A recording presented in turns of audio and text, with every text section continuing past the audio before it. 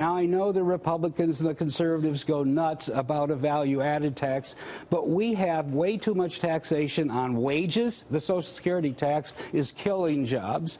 Too much taxes on investment and earnings and effort, and not enough on consumption. So one, go the consumption route. Second, let's stop pretending we're the policemen of the world. I listened to this thing last night, and it sounded like the warmongers' jubilee. They were going to tell China how to run sandbars in the South China Sea. They were going to meddle in the Ukraine, which is none of our business. They're going to have regime change in Syria. How many times do we do that disaster before we learn a lesson? So we need to massively cut defense.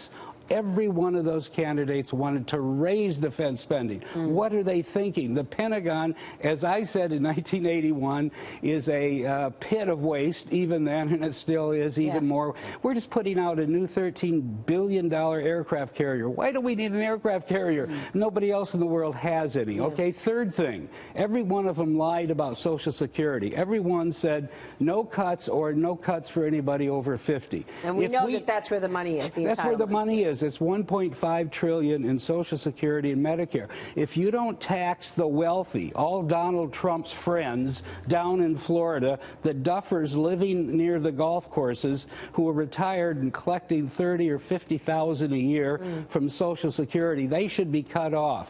They should be means tested.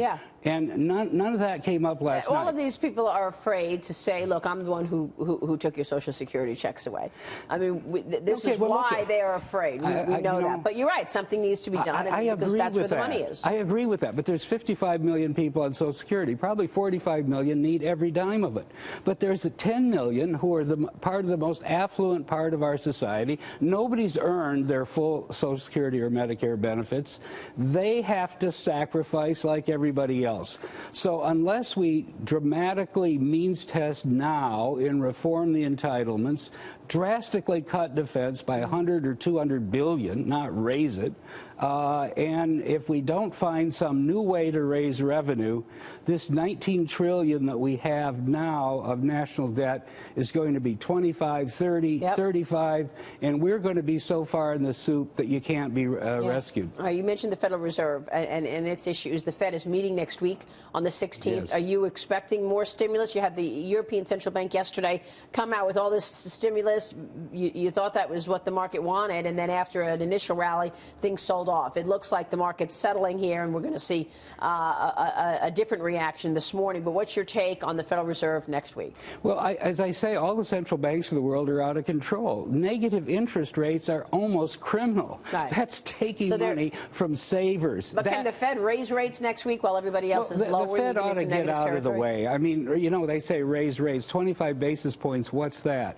What's really important is 86 months of zero or near zero is a huge windfall to Wall Street gamblers. They blow it. No, Wall Street gamblers go out and use it as carry trade money. They can buy a bond, take the spread. They can buy a stock they think's going up, take a short-term gain. The only thing that NIRP, negative interest rates, or ZIRP, zero interest rates, do is provide totally justifiable. The Fed's not going to go to negative interest rates. I mean, we're talking about whether the Fed does nothing or raises rates. Well, the Fed ought to allow rates to go back up and normalize. How long are we going to wait? We're in as I said, we're in month 86. Real quick, David, today, obviously, Nancy Reagan's funeral. You worked in Ronald Reagan's administration. Do you have fond memories of Nancy Reagan? Yeah, I certainly do, and people have said that she was an extraordinary person. That's true. She was the rock of constancy alongside the president, but she was also the model First Lady.